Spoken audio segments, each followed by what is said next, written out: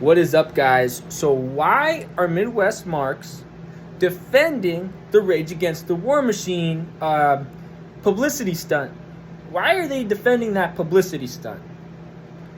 Why are a Marxist group defending a publicity stunt that literally was platforming sex offenders, war criminals, racists, Nazis, chauvinists, imperialists, capitalists? You guys are supposed to be communist.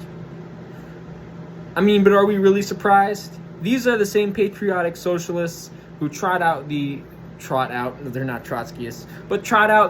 USA flag under the banner of patriotic socialism, even though oppressed nationalities hate the US flag and view it as a symbol of oppression.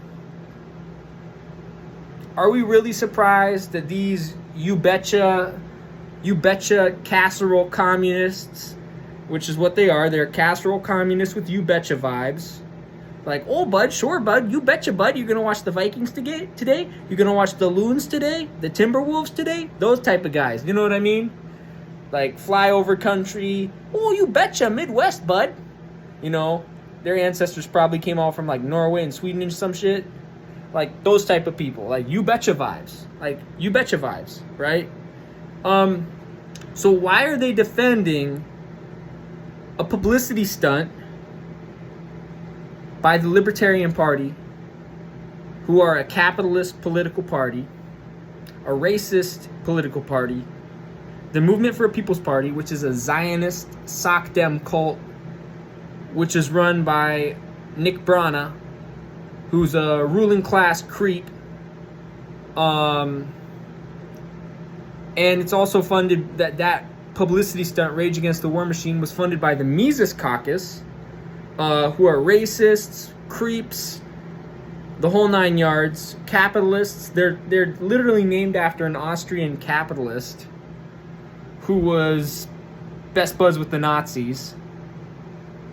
You have CPI, who is run by Caleb Maupin, a creepy clout chaser, and wannabe cult leader who literally did sexual coercion on members of his organization to try to get a spanking fix on, and buttered up young people into his cult to try to exploit them for money. You have people like Scott Ritter, who is a convicted sex offender who has done time for the crimes that he's committed, also a war criminal, also a Zionist, also an asset of the Mossad. You have Tulsi Gabbard, who's a war criminal, did war crimes in Iraq, did war crimes in Somalia, worked in U.S. Congress, is buddies with the Zionists, buddies with Narendra Modi. Matter of fact, she's a Hindutva herself and a total Islamophobe. You have Ann Wright, who's a war criminal, committed war crimes in Iraq, in the Gulf War, committed war crimes in Grenada. Like, check yourself before you wreck yourself, Midwest Marx. I can go on, too. Jimmy Dore, who made excuses for Kyle Rittenhouse, and who is anti-vaccine, anti-mask. You have Hinkle the Stinkle, Jackson Hinkle, who is a racist clout chaser and Tucker Carlson wannabe, who went to some bougie Republican gala in New York and has made racist comments about indigenous people and black people. Who else do you have? Oh, Medea Benjamin, who got arrested for vandalizing the Libyan embassy in 2010 in D.C., and whose organization Code Pink has wrote puff pieces about Zionist operative Bob Malley, whose second-in-command, Ariel Gold, has tried to undermine the academic and cultural boycott of the Zionist entity by studying at Hebrew University, all while claiming to be anti-Zionist. Again, no one actually believes she's anti-Zionist. Oh, and she regularly collaborates with J Street. You have Sabby Sabs from RBN, who routinely platforms and praises Zionist clout chaser and Democrat Party operative Breonna Joy Gray. Okay, who else was there? Oh, former Nazi, or current Nazi, Nazi Matt Heimbach, who is known for being the security guard of Richard Spencer, and who did the Unite the Right rally in Virginia, where Heather Heyer tragically lost her life when she was murdered by a Nazi in a vehicle. You know, you have, who else? Garland Nixon, who's a former cop and a total sycophant for Tucker Carlson. You have libertarian clout chaser Kim Iverson, whose mom's family collaborated with the U.S. regime in Vietnam, which is why her mom moved to California. And Kim Iverson seems to change her ideology every 2 months or so. You have Tara Reid, and you might be asking, but Tara Reid was assaulted by Joe Biden and is a survivor. Yeah, but she's a sycophant for Caleb Maupin, and she works for Kim Iverson. And oh yeah, Nick Brana, we already mentioned him. He assaulted, I believe he assaulted Zainab Day. From what I've seen on Twitter, the survivor of the crime that Brana committed was Zainab Day. He assaulted Zainab Day, who is working for Status Quo at the moment. And he runs Movement for a People's Party, which is a Zionist, liberal Zionist cult at the end of the day. That's basically what it is. Who else was there?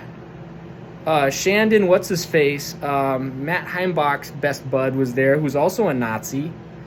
And Scott Ritter met with Caleb Maupin, and Caleb Maupin also met with Matt Heimbach, and he gave them a table. He gave Matt Heimbach and his crew a table at CPI's after party after the main event. Who else was there? Ann Wright, we mentioned her. Scott Ritter, we mentioned him. Medea Benjamin, we mentioned her. I think I mentioned everyone. But you guys get the point. Noah and Carlos from Midwestern Marx. By the way, Noah sounds like Scott Farrell from Farrell from the Bench. If you know sports talk radio, if you used to listen to CBS Sports Radio, you know who Farrell on the Bench is. He used to do the NFL show, late night NFL show on Sundays back in the 2000s and early 2010s. So again, I might have a little bit of bias against Noah because he sounds like Farrell on the Bench, and Farrell's kind of a jackass. But like, Midwest Marx is a bunch of sellouts. You know, Midwest Marx poo-pooing on those of us who are condemning this publicity stunt. And by the way, they made hella money off of merch because they were selling, the Rage Against the War Machine people were selling merch about the publicity stunt that they put on. And then who's the guy, the Bring the Troops guy home? That guy was there. He's a war criminal as well. And I mentioned Tulsi Gabbard already. I'm probably repeating names, but you guys get the point. You guys get their point. Like, this is a pure publicity stunt.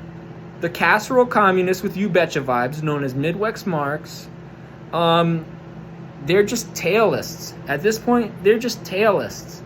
They're clout chasing and making excuses for literal criminals, both sex offenders, war criminals, imperialists, capitalists, racists, white supremacists, and Nazis. They're making excuses for all those guys and clout chasers that want to make merch off of a rally, off a political rally.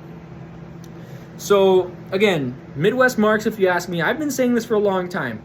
They platform Zionists. They platform Jose Huerbo Hernandez, who calls himself Levantine Latino and calls himself Judean. Again, he's really not. And what else do they do? Oh, they have employees, they have writers there that used to be interns for Bernie Sanders. Casserole Boy, a.k.a. Eddie Liger Smith, I call him Casserole Boy, because he just gives off hella You Betcha vibes. Like, oh, sure, bud, you gonna watch the Vikings, bud? Oh, you betcha. Oh, eat some lutefisk, right? That's, again, I'm part Norwegian. I can make those jokes. My great-grandma was literally born in Norway, in Eidsvoll, so I can make those jokes. But he used to be an intern for Bernie Sanders, and it's something he still proudly talks about. He still praises, to a certain extent, Bernie Sanders.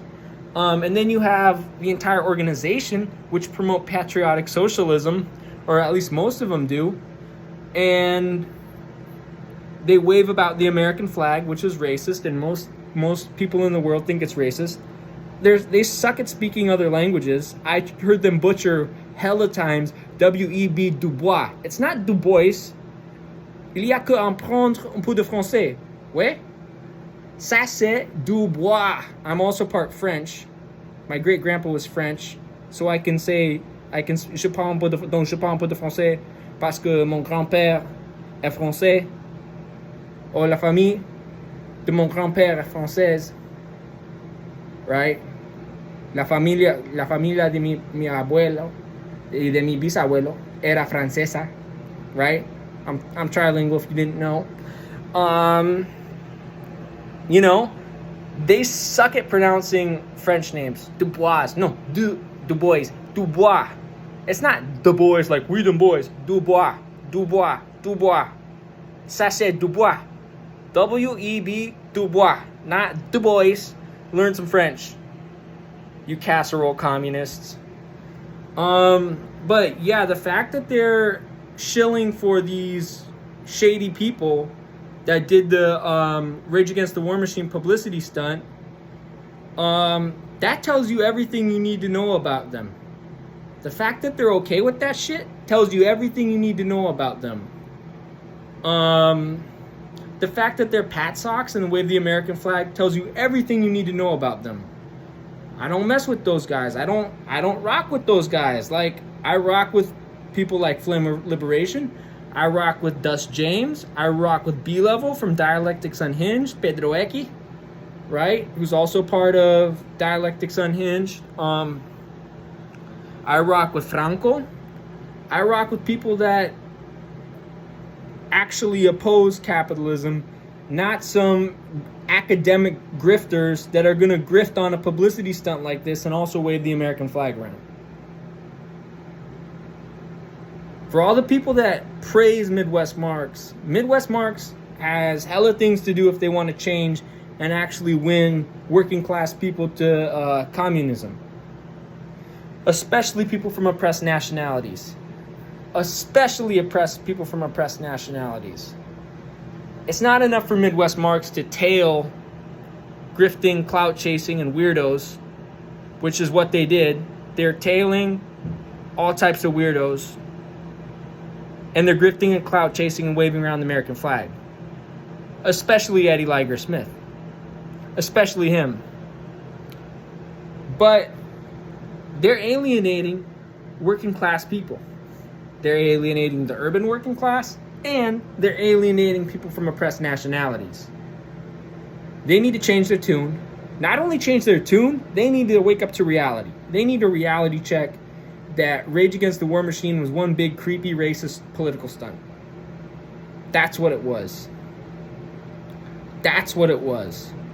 And if you're not awake to that fact, you've been sleeping. And you need a reality check. So the casserole communists at Midwest Marx with their you betcha vibes, like, oh sure bud, you gonna watch the Vikings and eat some lutefisk and some casseroles and all that? You know, they need a big reality check, okay? They need a big reality check, and they need one quickly. Because if they don't, too bad, so sad. You know, other communists can see the truth and can see the reality. So there you go.